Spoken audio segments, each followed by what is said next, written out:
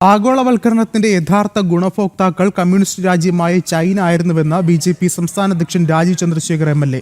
ലോകത്തെ ജനാധിപത്യ രാജ്യങ്ങളെപ്പോലും വിഡ്ഢികളാക്കി ആഗോളവൽക്കരണത്തിന്റെ പേരിൽ 30 കൊല്ലത്തോളം നിക്ഷേപവും സാങ്കേതിക വിദ്യയും ചൈന സ്വായത്തമാക്കി.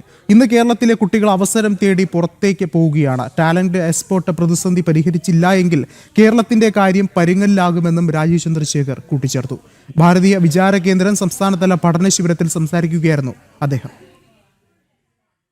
30 കൊല്ലം ഒരു ടോട്ടാലിറ്റേറിയൻ കൺട്രി, ഒരു കമ്മ്യൂണിസ്റ്റ് മാർക്സിസ്റ്റ് കൺട്രി ലോകത്തിന്റെ എല്ലാ രാജ്യത്തിനെയും വിഡ്ഢിയാക്കി ഞാനൊരു ഫ്രീ മാർക്കറ്റ് ഇക്കോണമിയാന്ന് പറഞ്ഞ് 30 കൊല്ലം നിക്ഷേപം, ഇൻവെസ്റ്റ്മെന്റ്, ട്രാൻസ്ഫർ ഓഫ് ടെക്നോളജി എല്ലാം ലഭിച്ചു. ഒരു മാർക്സിസ്റ്റ് കൺട്രി ചൈന, ഒരു അതോറിറ്റേറിയൻ കൺട്രി ചൈന, ജനാധിപത്യം ഇല്ലാത്തൊരു രാജ്യം ലോകത്തിന്റെ എല്ലാ ഡെമോക്രസീസിനെ വിഡ്ഢിയാക്കി അവരുടെ ടെക്നോളജി നിക്ഷേപം ലഭിച്ചു. നിക്ഷേപം വരുന്നത് കഴിവുള്ള കുട്ടികൾ നോക്കിയിട്ട് വരുന്നു, കഴിവുള്ള കുട്ടികൾ പോകുന്നത് അവസരം തേടി പോകുന്നു.